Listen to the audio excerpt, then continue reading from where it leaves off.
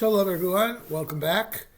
This coming Shabbos we start the new book of Exodus, called of course by the name Exodus in English because it recounts the Egyptian slavery and the subsequent going out of Egypt.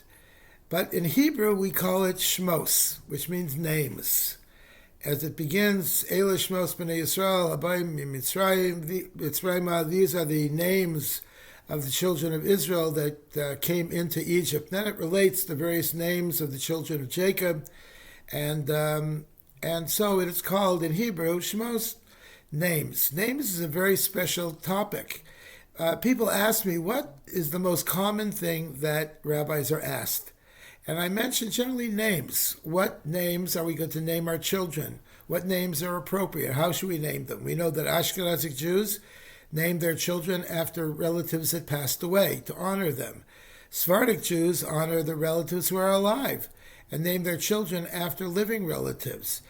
We believe that names are the power of prophecy which comes into us when we have children. Today, there's really no power of prophecy anymore. There are no prophets anymore, with the exception of giving our children names. So it's prophetic.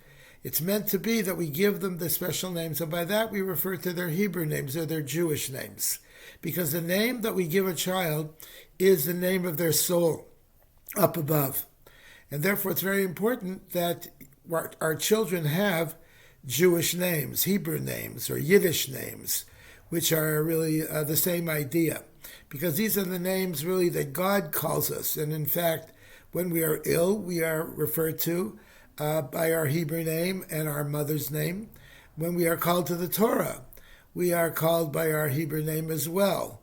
So it's a very, very important thing to be called by your Hebrew name and using our Hebrew name. Some people, in fact, my family, we only gave our children Hebrew names, no English names at all, with a very few exceptions.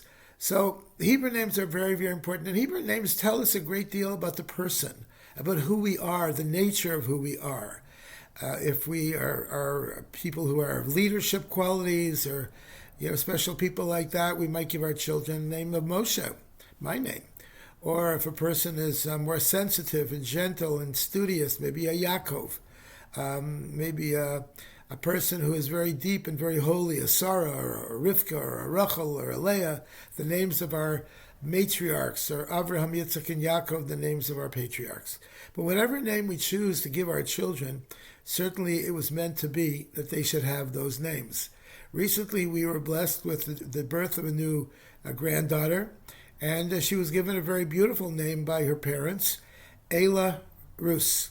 Eila, because Eila is a oak tree in Hebrew, a very strong, powerful tree with wide branches, and we hope and pray that she will spread out her roots and spread out her branches and really make a great influence in the world.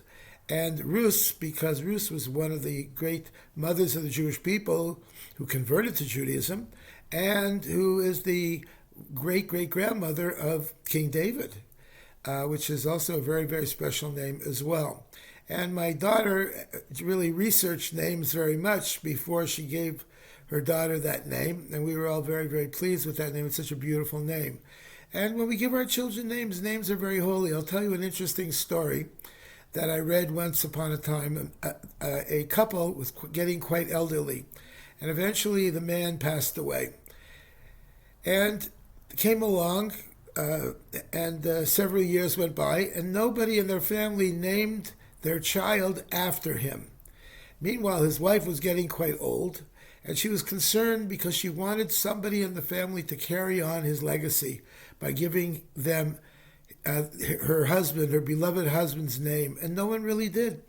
And years went by, and she was getting older and older, until finally one of her great-grandchildren named the child after her late husband. And she was so thrilled that happened, and soon after that she passed away.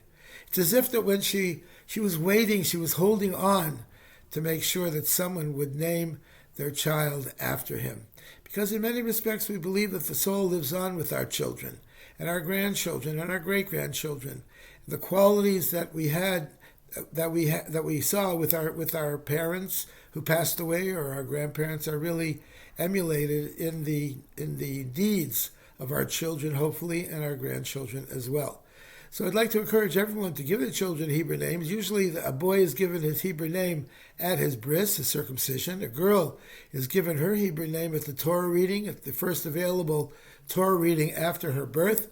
It's not a good idea to wait very long before we give a child a name so that they're called by that name immediately. So we urge everyone to do that as well. If you have any questions about Hebrew names or Jewish names, or what you think would be appropriate, or any suggestions or ideas, I'd be very happy to consult you on that. In the meantime, I want to wish you all a good Shabbos. Candle lighting in San Diego this week is getting a little later now. It's going to be 4:45. I want to wish you all a very wonderful, a good Shabbos.